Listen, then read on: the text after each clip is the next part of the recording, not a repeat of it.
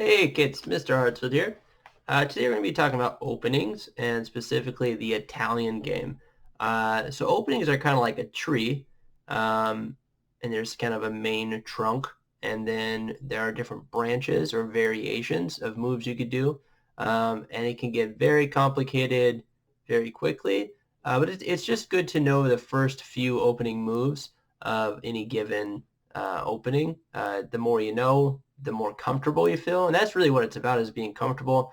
You could still play games where you're not sure really what's going on as far as the open goes, and you're out of book, so you're not sure what the official move should be. But you can still make good choices, sticking to your opening principles, sticking to good strategies, and just trying to make smart moves, not hanging any pieces. So just because you don't have an opening memorized doesn't mean you can't play a good game still. But the more you know, the more comfortable you'll be, and just the easier the game. So this is a very popular opening called the Italian game. So the Italian game starts off with e4, e5. Um, we're going to be looking at the open games in the future, but this is one open game that is, I feel like, really common. So White's going to develop to f3 with their knight, attacking the pawn on e5. Uh, Black's going to respond by protecting that piece. Attack and protect. And this is kind of the beginning of the opening games, or the open game, sorry. Uh, we'll look at the Scotch, which would be d4. Uh, Roy Lopez is bringing your bishop to b5. But the move we're looking at today is bishop to c4, and that is the move that makes this an Italian game. So this should be a very familiar position. You've probably already played this position if you're in club, just naturally without even trying to. But next time you play, you say, "Oh, look, we're playing an Italian game." Um, this is a pretty comfortable position. Usually, the player with better tactics ends up winning. Uh, Black most of the time develops their bishop to c5. This is called the gioco piano, which is Italian for the quiet game. So not a whole lot of sharp moves, not too much action or excitement, but it's just good fundamental chess playing at this point. So this is a very popular position. In the future, White's going to try to get their minor pieces out, as is Black. Castling eventually, getting pawns on d6 and d3. So this is a very common setup that you'll see. You'll probably play lots of times.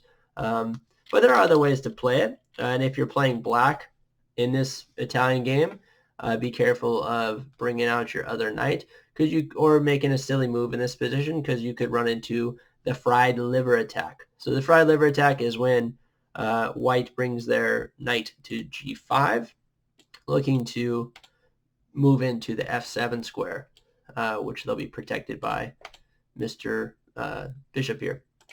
And they could try to stop the attack, bringing out their pawn, but it gets pretty ugly pretty quick. So Black's going to lose their right to castle, or lose their queen, or their rook. So the best option is just to lose your right to castle.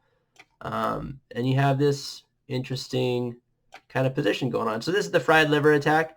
As Black, you're not doing too hot after that. So pulling out your knight right away isn't good. And if they just made a silly move, that's not going to be... I gotta get my pawn out of the way. Let's pretend like that didn't happen. And if they made a silly move, Black's not looking too hot, because now they can't capture, because this knight is protected. And no matter what, they're probably going to lose their rook there. You can move, but yeah, this piece may be trapped for a bit, and it may get taken, but you're still up 2 points exchanging your knight for a rook. So just be careful of that if you're playing Black, and watch for that opportunity if you're playing White. So that's a pretty common variation if you are a beginner player. It's pretty fun to do that to people who don't know what's coming. You often get into the habit of just moving pieces and not really thinking about what your opponent's doing, especially in the beginning. You're just like, oh, let's develop my minor pieces and castle and call it a day. But you still have to watch out for threats. You shouldn't be on autopilot. So yeah, that's a pretty popular opening. Let's look at one of the games I played very recently that ended up being an Italian game. So I'm playing the white pieces, and I'm playing against Arash. I don't know, from someplace. Anywho, I open e4, e5, as you would expect. I develop my knight to f3, attacking the pawn. They develop protecting their pawn, and the magic move bishop to c4, making this the Italian game. Okay, now my opponent does kind of a prophylactic move. He moves his pawn here. And why do you think he did that? So he's trying to protect this square, the g5 square, because he doesn't want my pesky knight getting in there.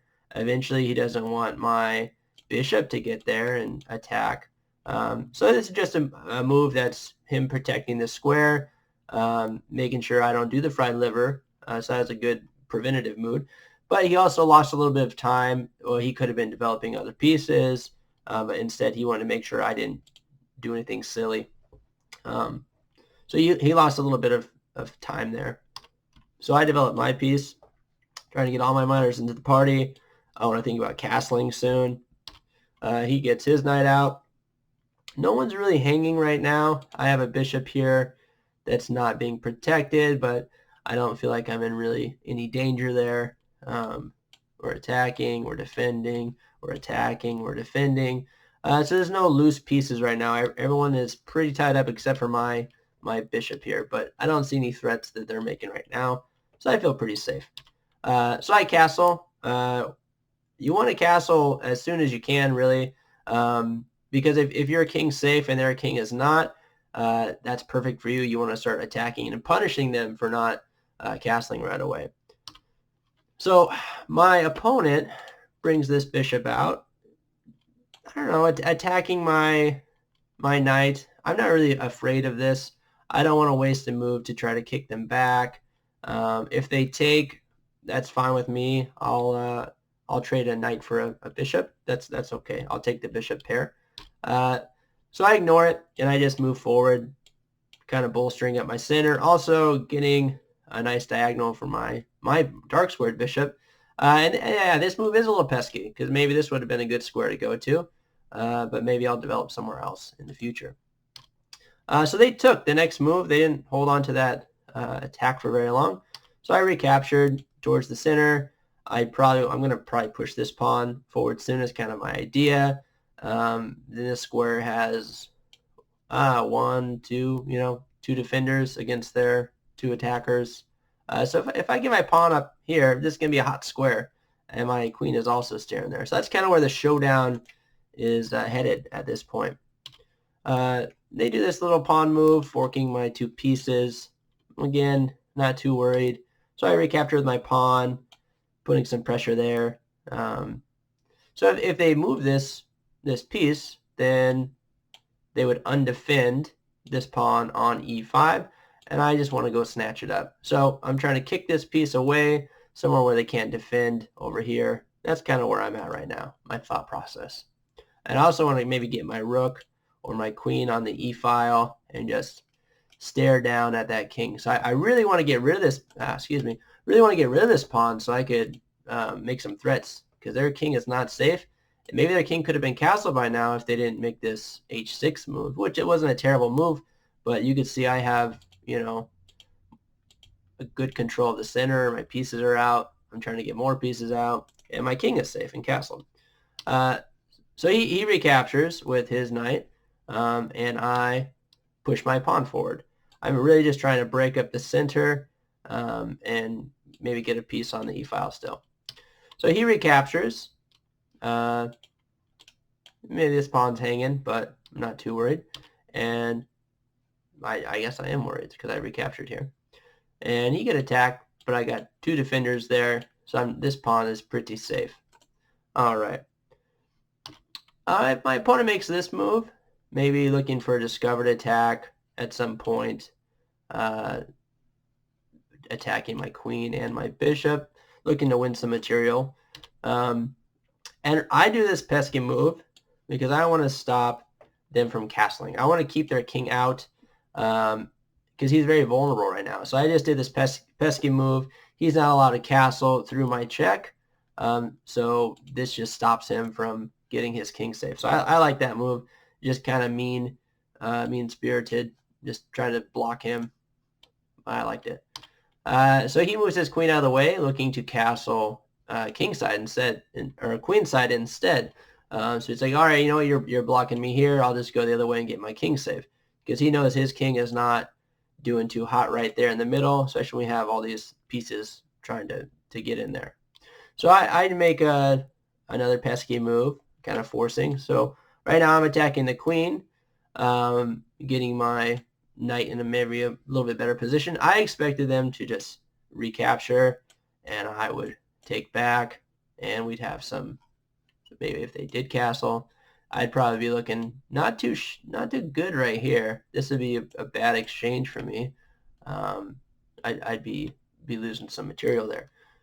So, but lucky for me, that all didn't go down. My opponent instead decided to castle now. And they blundered their queen here, left it hanging. I picked it up, and this is where my opponent resigned, because he's down 8 pieces, or 8 points right now. So 9, I'm sorry, 9. There's a queen.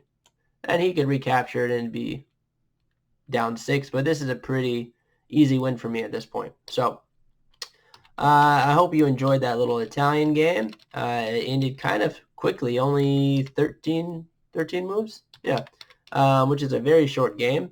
And it would have been a lot shorter, or a lot longer probably, if my opponent didn't blunder their queen. But I just wanted to show you kind of the Italian game in action. Try playing it out quite a bit. It's very popular, so you'll be seeing it a lot. It's an easy position to kind of stumble into. So we'll be doing more opening studies in the future, looking at the Ruy Lopez and the Scottish game. Maybe we'll start to look at some d4 queen pawn games in the future, or maybe some alternative openings for black to e4. So I hope you enjoyed the video. Let me know if you have any questions in class. All right, Swindlers, have a great day.